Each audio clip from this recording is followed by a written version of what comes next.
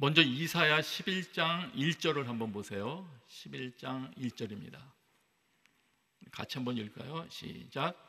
이새의 줄기에서 한 싹이 나오고 그의 뿌리에서 가지가 돋아나 열매를 맺을 것이다. 그 성탄 때마다 많이 듣는 구절이죠. 이새의 줄기에서 새싹이 돋아난다. 이 내용 역시 이해하기 위해서는 그 맥락을 좀 훑어보는 것이 유익합니다. 당시 하나님의 백성들의 영적인 상태가 어떠했는지를 이사야서 1장에서 잘 설명해 주고 있습니다. 이사야서 1장 3절에 보면 이런 말이 있습니다. 황소도 자기 주인을 알고 나귀도 자기 주인의 구유를 아는데 이스라엘은 알지 못하고 내 백성은 깨닫지 못하는구나. 많이 들어보셨죠? 당시 하나님의 백성들의 상태입니다. 오늘날로 바꿔 말하면 집에 들어가서 문 열 때 반기며 뛰어나오는 애완견도 주인을 알아보는데 하나님의 백성들은 하나님을 알아보지 못한다.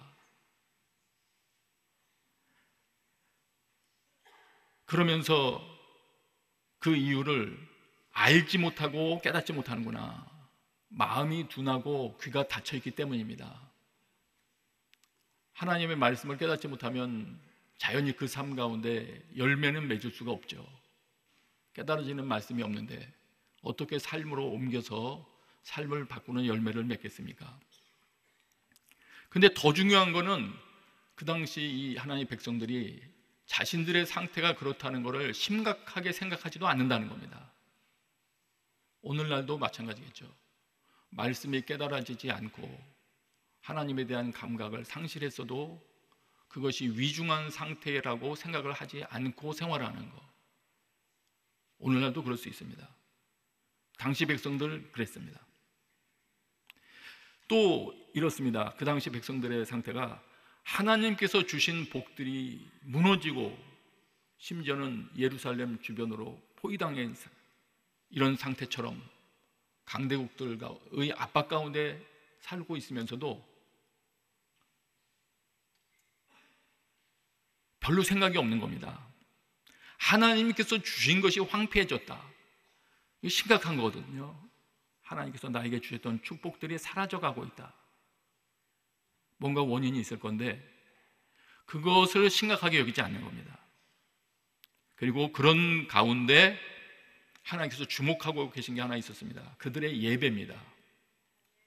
그들의 예배를 주목하고 있었는데 이사야서 1장에도 쭉 진행하다가 너희들이 만일 하나님께서 그나마 보살펴 주지 않았으면 지금 남아있는 것도 없어졌을 거다. 그렇게 말씀하시면서 예배로 말씀이 이어집니다.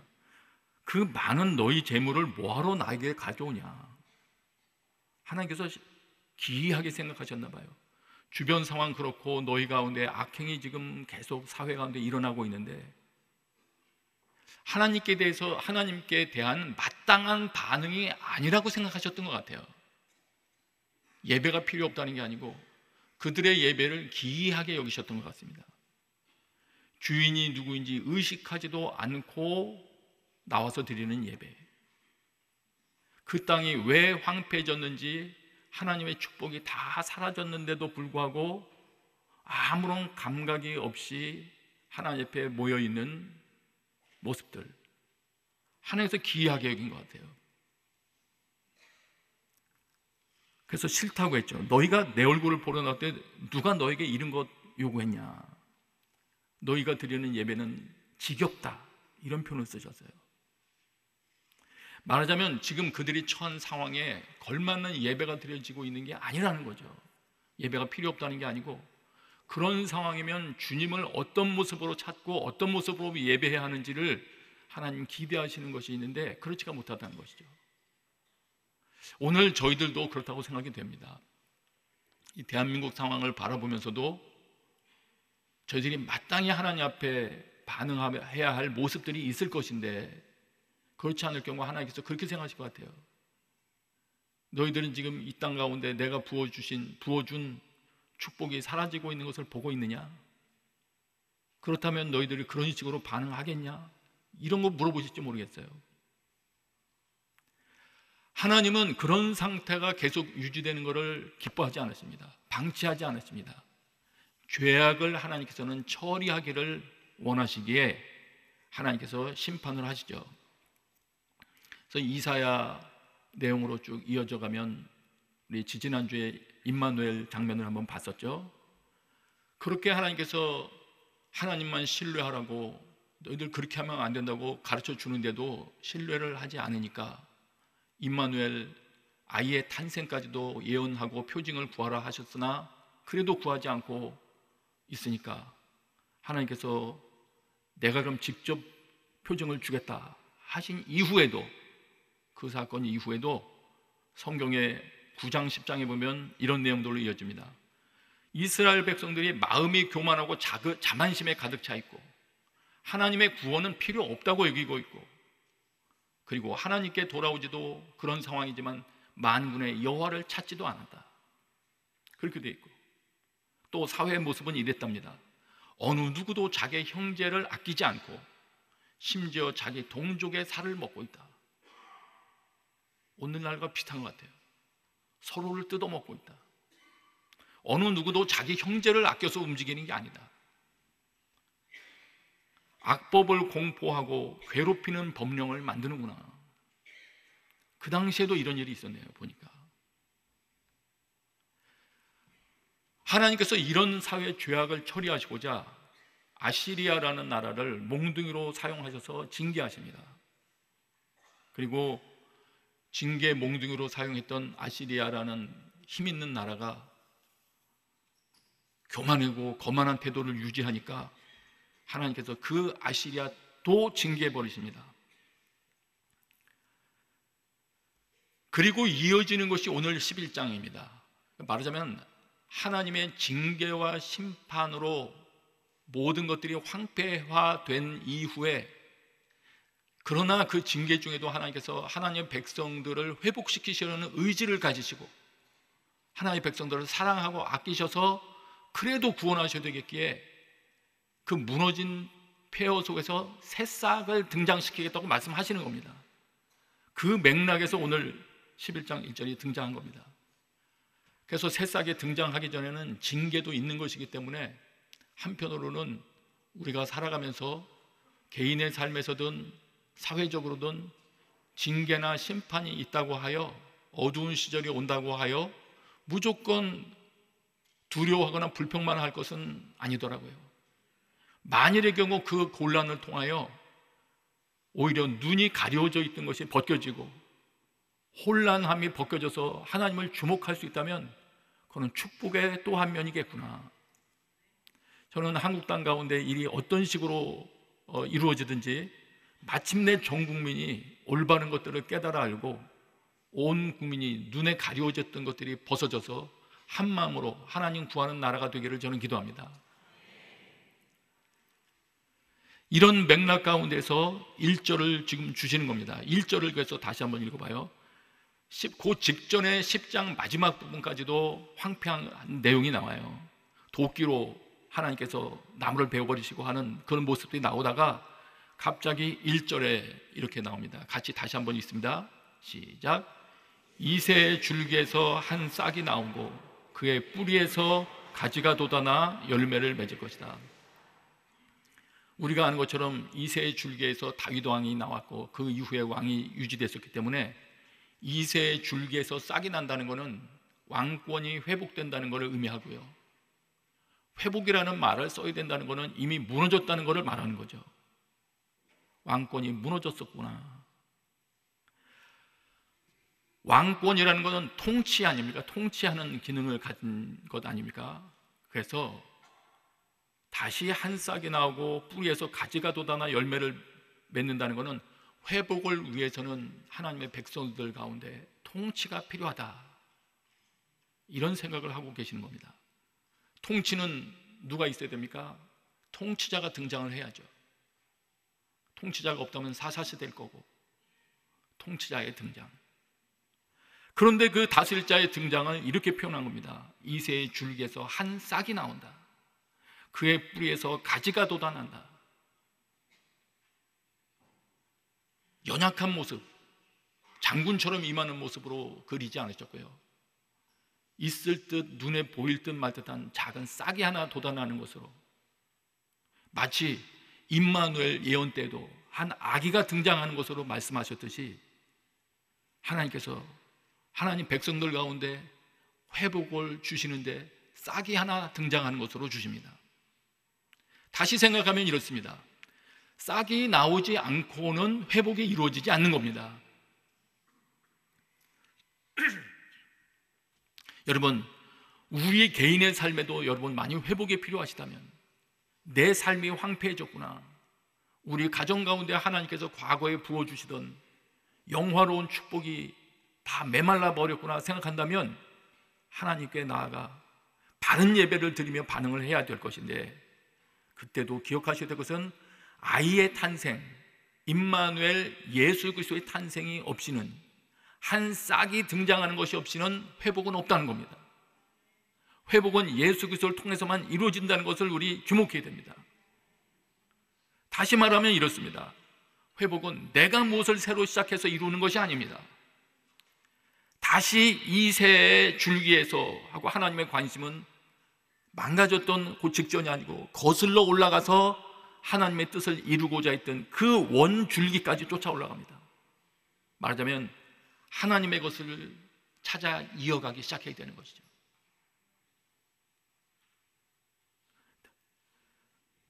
내가 무슨 초자연적인 능력을 봐서 내일을 새롭게 일으키고 내 사업을 새로 시작하는 것으로서 나의 회복이 이루어지는 것이 아니라, 나를 새롭게 하기 원하셨던 예수 그리스도, 만일 이 중에 앉아 계신 분 중에서 어렸을 때 혹은 청년 시절에 예수 그리스도를 뜨겁게 만나셨던 분 계십니까? 그러나 다 식어버리고 지금은 그저 주일날 이 자리를 지키는 것으로 신앙의 명맥만 유지하고 있습니까? 메말라졌습니까?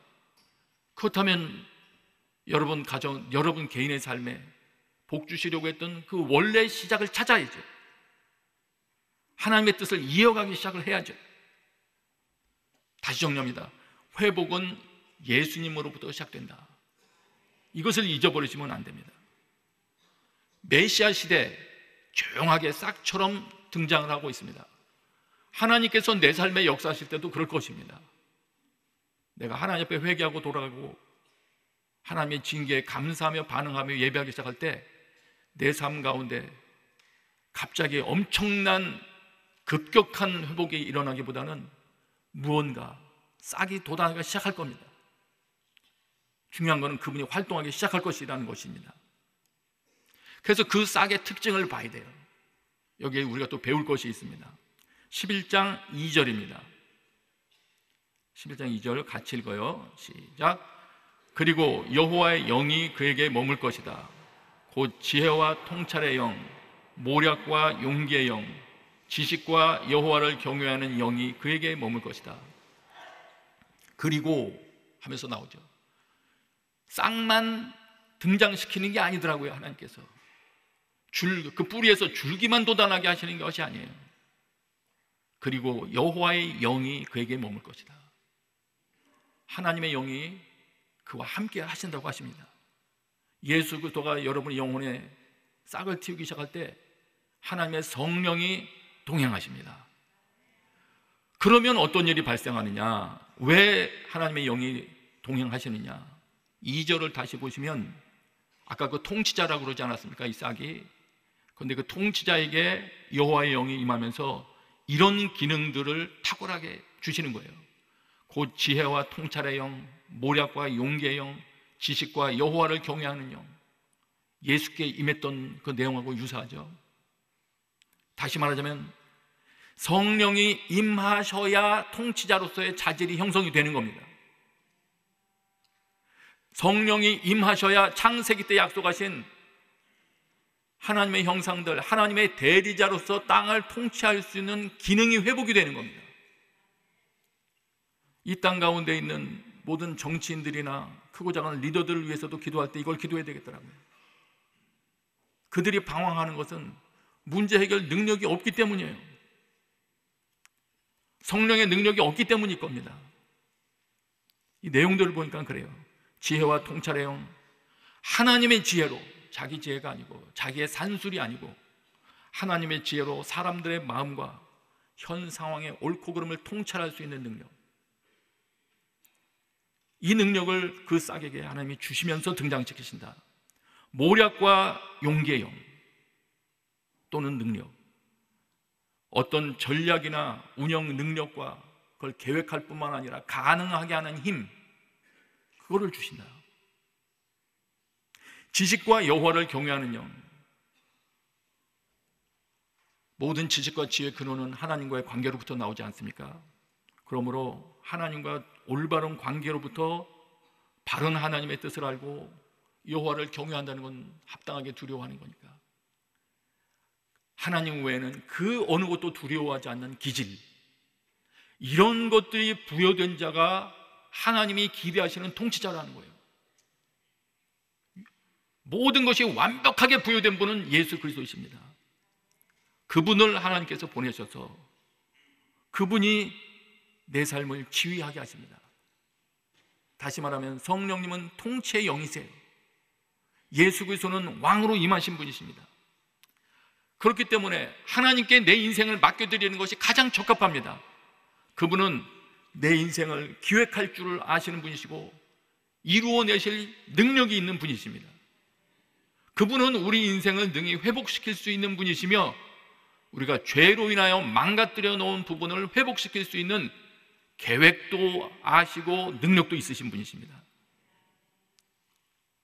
그 예수님의 등장은 탄생 때부터, 마리아가 잉태했을 때부터 성령의 능력으로 덮으신다고 말씀하셨고, 태어날 때에도, 세례 받을 때에도, 성장기 때에도 함께 하셨습니다. 여기서도 우리 중요한 걸 보는 겁니다. 나의 자녀도 성령의 능력 안에서 성장하게 해야 되겠구나. 이 교회 차세대도 성령의 능력 가운데 성장하게 해야 되겠구나. 그래야 하나님께서 원하시는 통치자의 근접한 모습이라도 가질 수 있게 되겠구나. 우리는 이 땅에 많은 중요한 위치에 있는 사람들, 특별히 기독교인들을 위해서 기도할 때는 하나님 그들에게 성령 충만을 구하게 해주십시오. 여호와를 경외하는 마음을 주십시오. 그것이 시급한 것 같습니다. 그렇게 되었을 때 그럼 임하는 그분의 통치는 어떤 특징을 가지느냐? 11장 3절이에요. 그리고 하면서 계속 이어지는 겁니다. 3절을 같이 읽습니다. 시작. 그는 여호와를 즐겨 경외하고 눈에 보이는 대로 판결하지 않고 귀에 들리는 대로 결정하지 않을 것이다. 그 다음 4절도 같이 읽어요. 시작. 그래서 그는 약한 사람들을 공의로 판결하고 세상에서 학대받는 사람들을 위해 정직하게 결정을 내릴 것이다. 그는 그 입에 몽둥이로 세상을 치고 그 입술에 바람으로 죄를 범한 사람들을 죽일 것이다. 그분은 하나님을 경외하는 가운데 즐거움을 맛보는 분이시래요. 하나님을 경외한다는 것은 잠언 말씀에 의하면 악을 미워하는 것이라 그랬거든요. 하나님을 경외하는 자는 자동으로 악을 미워하게 됩니다. 그 지도자가 악을 미워한다면 그 공동체에 내에 존재하는 악을 방치하고자 하지 않을 거예요. 그런데 그런 태도로 하는 걸 보니까 전부 재판 기능하고 관계가 있어요. 판결 기능하고. 눈에 보이는 대로 판결하거나 귀에 들리는 대로 결정하지 않는데요. 하나님 뜻이 아니라면 함부로 이들은 의견에 따라서, 분위기에 따라서 재판하지 않는 그런 기질을 가지고 있습니다. 약한 사람들을 공의로 판결하고 학대받는 사람들, 말씀대로 살려고 하다 곤경을 처한 사람들도 위에서도 정직하게 결정을 내린다. 이런 모습으로 통치를 한대요. 그분은. 중요한 표현이 있습니다. 그분은 그 입에 몽둥이로 세상을 치고 그 입술에 바람으로 죄를 범한 사람들을 죽인대요. 악을 미워해서 악을 처단하시나 입술 뭘 말합니까? 말씀을 말하는 기능을 말하는 것이죠. 무력이 아니라 하나님의 진리를 선포함으로 집행하시는 분이시다. 11장 5절도 보세요. 11장 5절. 그는 정의로 그의 허리띠를 띠고 신실함으로 그의 몸띠를 삼을 것이다. 허리띠를 띈다는 것은 활동 준비가 되는 거거든요. 통치 준비가, 이분은 정의와 신실함입니다. 그분은 이렇게 준비되어 계신 분이십니다. 하나님 보시기에 올바른 그런 법 집행과 올바른 재판을 위해서 하나님을 경외하는 마음으로 준비되어 계신 분, 그분이 예수 그리스도이십니다. 이런 태도를 가진 자들이 중요한 결정을 내리는 위치에 들어가기를 우리는 기도해야 되겠어요. 네. 결과 이분이 통치하기 시작하면 모든 이들이 함께 법 집행을 기뻐하게 되고 안식을 누리게 되는 것이죠. 그래서 이런 세상이 오게 되는 겁니다. 11장 6절부터 보세요. 제가 읽을게요. 늑대가 어린 양과 함께 살고 표범이 새끼 염소와 함께 눕고 송아지와 어린 사자와 살찐 짐승이 함께 있는데 어린아이가 그들을 이끌고 다닐 것이다. 지금은 우리 이런 모습 못 보고 있죠. 암소와 곰이 함께 풀을 뜯고 그 새끼들이 함께 뒹굴며 사자가 소처럼 짚을 먹을 것이다. 젖먹이가 독사의 구멍 곁에서 장난하고 어린아이가 뱀의 굴에 손을 넣을 것이다. 메시아의 통치의 결과는 총체적인 평화다. 심지어는 짐승과 짐승 사이, 짐승과 사람 사이에도 이런 평화가 깃든다. 이런 모습은 언제 완벽하게 경험될 것이냐?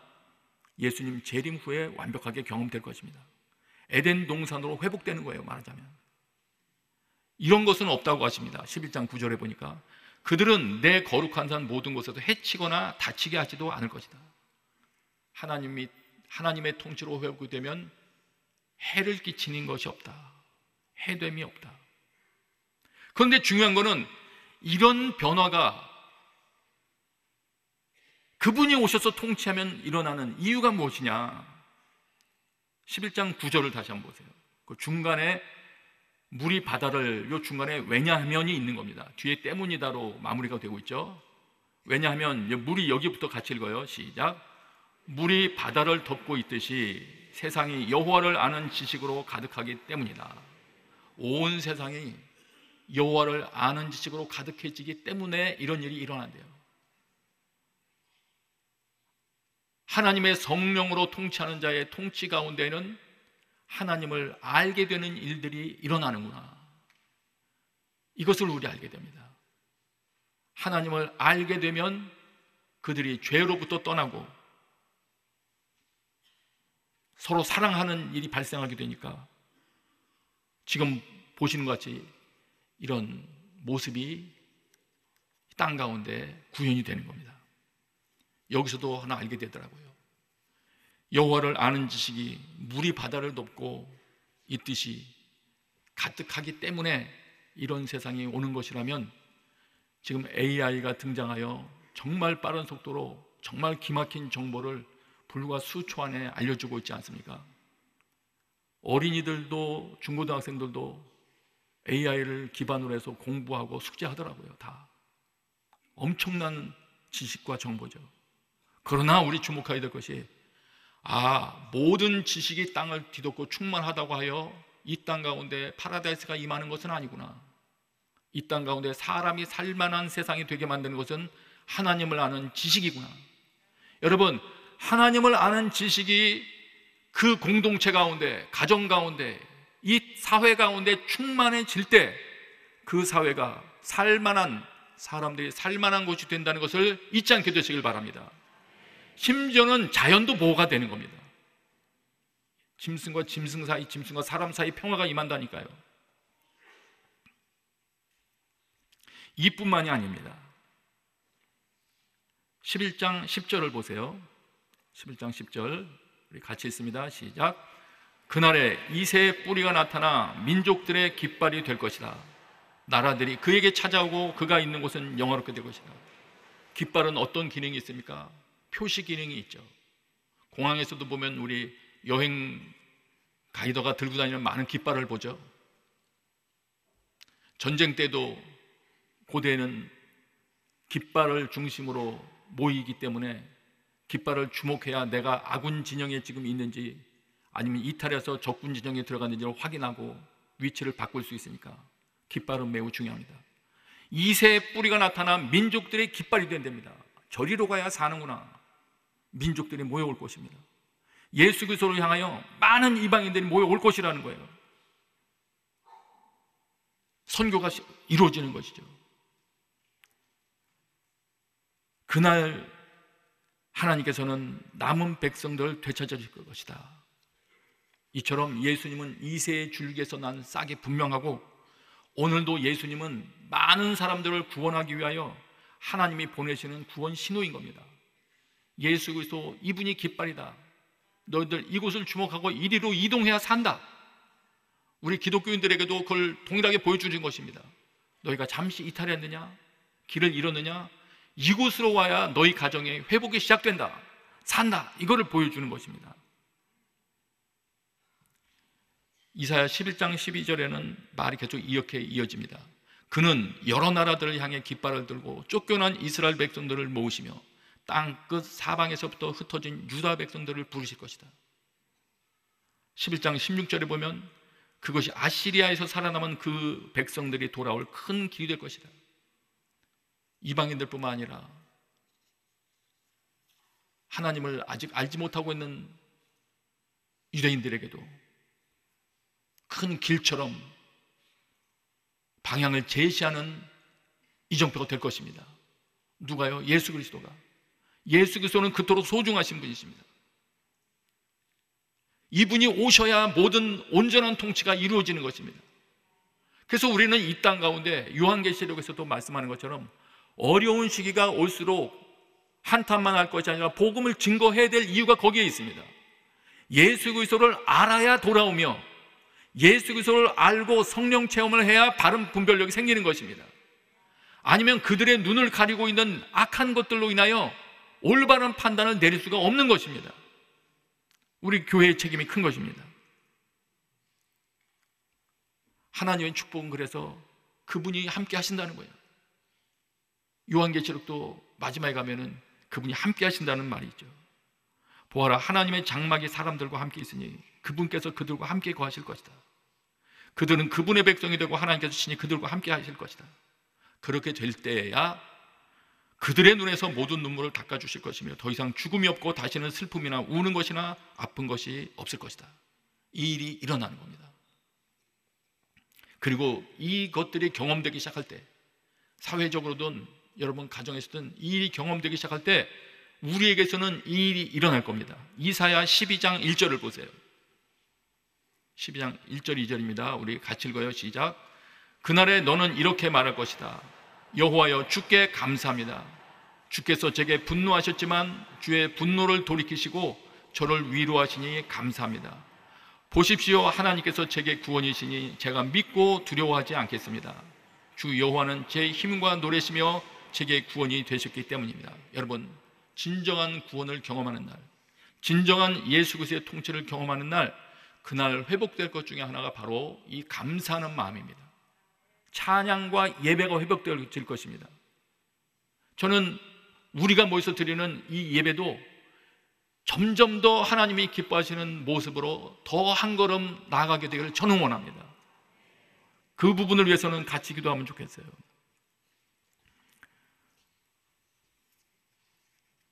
그날에 하나님께서 우리에게 온전한 통치를 위해서 우리 서로의 입에서 하나님께 대한 감사와 또 기쁨에 하나님은 놀라우시다는 찬양의 고백이 끊임없이 이 땅을 채우게 되기를 기도합니다.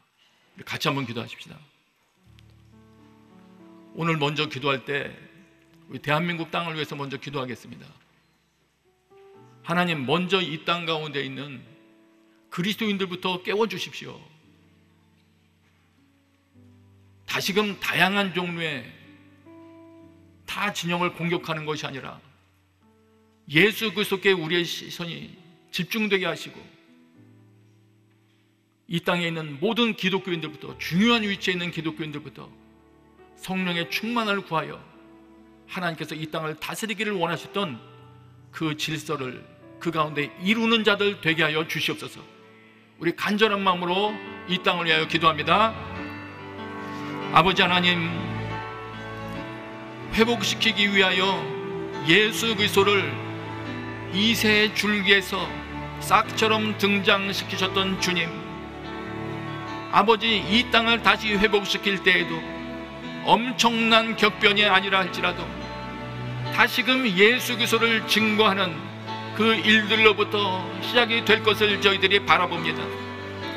하나님, 중단하거나 포기하지 아니하고 낙심하지도 아니하고 예수 그리스도가 곳곳에 탄생하여 영향력을 발휘할 수 있도록 우리의 입술이 열리게 하여 주옵소서. 우리가 예수 그리스도를 증거하는 통로로 쓰임받게 하여 주옵소서. 길을 잃어버린 많은 자들에게 깃발이 저기에 있구나 하는 것을 보이게 할 수 있도록 주님, 우리를 사용하여 주옵시고 우리 교회도 사용하여 주시옵소서. 아버지 하나님, 전심으로 깨어 기도하게 하여 주옵시고 예수 그리스도 아니시면 우리 가정의 문제도 해결될 수 없다는 것을 기억하게 하여 주옵소서. 주님, 간구합니다. 모든 국민들이 무엇이 참이고 무엇이 거짓인지 올바로 깨달아 알기까지 하나님 개입하여 주옵소서. 회복시켜 주셔서 하나님께서 이 땅을 통하여 일하기를 원하셨던 그 일들을 이루게 하여 주시옵소서. 이 시간에는 여러분 개인과 여러분의 가족들을 위해서 기도하겠습니다. 하나님, 제 개인의 삶에도 예수 그리스도로 인한 새로운 충만한 회복이 필요합니다. 또 어려운 가정들이 있으면 그 가정도 위해서 기도해 주시기 바랍니다. 하나님, 저들 가정 가운데 다시금 예수 그리스도가 선명하게 드러나게 하시고 예수 그리스도를 통하지 않고는 해결이 없음을 깨달아 알게 하여 주옵소서. 우리 중보하는 마음으로, 사랑하는 마음으로 다시 한번 전심으로 기도합니다.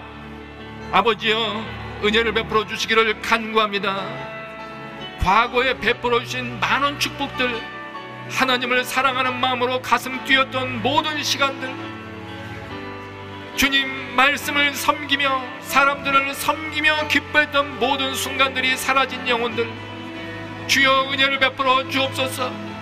그 영혼 중심에 예수 그리스도께 대한 고백이 있게 하여 주옵시고 다시금 하나님의 이름을 부르며 주 앞으로 돌이키게 하여 주옵시고 하나님 앞에 드려지는 눈물이 있게 하여 주옵시고 기도의 문이 열리게 하여 주옵시고 이들의 가정 가운데 하나님의 역사를 간구하는 마음이 일어나게 하여 주옵소서.